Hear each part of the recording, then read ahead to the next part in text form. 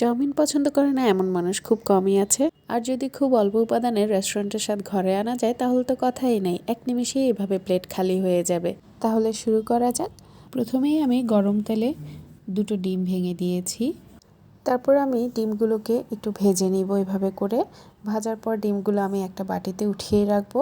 তারপর আমি যে পাত্রে ডিম ভেজেছি সেখানে অল্প একটু তেল দিয়ে রসুন কুচি দিয়ে দিব। রসুন কুচিটা একটু ভাজা হয়ে গেলে ওখানে দিয়েছি আমি আগে থেকে মেখে রাখা চিংড়ি মাছ। এই চিংড়িগুলো আমি সস আর সয়া সস দিয়ে মেখে রেখেছিলাম। তারপর এগুলোই আমি ভেজে নিচ্ছি। অ্যাকচুয়ালি কম বেশি সবাই চাউমিন রান্না করতে জানে, এক একজন এক এক স্টাইলে রান্না করে। আমি কিভাবে রান্না করেছি সেটাই শেয়ার করেছি। তারপর আমি দিয়ে দিলাম সসেজ, এখানে চিকেন সসেজ, এটা আমার ঘরে বানানোই সসেজ।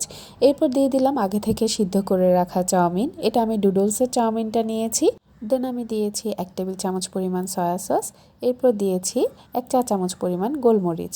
তারপর এগুলোকে একটু মিক্স করে নিয়েছি। বাই দ্য ওয়ে, চাউমিনগুলো সিদ্ধ করার সময় কিন্তু আমি লবণ আর একটু তেল ইউজ করেছিলাম।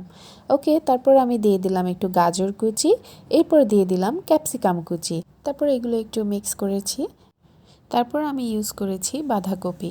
বাঁধাকপি এমন একটা ভেজিটেবল যেটা বাংলা খাবার, চাইনিজ খাবার সব কিছুর সাথেই যায়, তাই না? এরপর আমি ইউজ করেছি কাঁচামরিচ 2টা। এই কাঁচামরিচগুলো একটু ভালোই ঝাল ছিল আমার। তারপর দিয়ে দিলাম আগে থেকে ভেজে রাখা ডিমগুলো। তারপর একটু নাড়াচাড়া করার পর দিয়ে দিয়েছি সস। প্রয়োজন অনুযায়ী সস ব্যবহার করে চাউমিনগুলো ভালোভাবে মিক্স করে নিচ্ছিলাম। ভালোভাবে মিক্স করা হয়ে গেলেই কিন্তু চাউমিনের স্বাদটা দ্বিগুণ হয়ে যায় সসের কারণে। হ্যাঁ জানি, অনেকেই বলবে চাউমিন বানানো আর এমন কি কঠিন কাজ। তবে যারা রান্নায় একেবারেই নতুন তাদের এই ভিডিওটি উপকারে আসলেও আসতে পারে, তাই এই ভিডিওটি দেওয়া।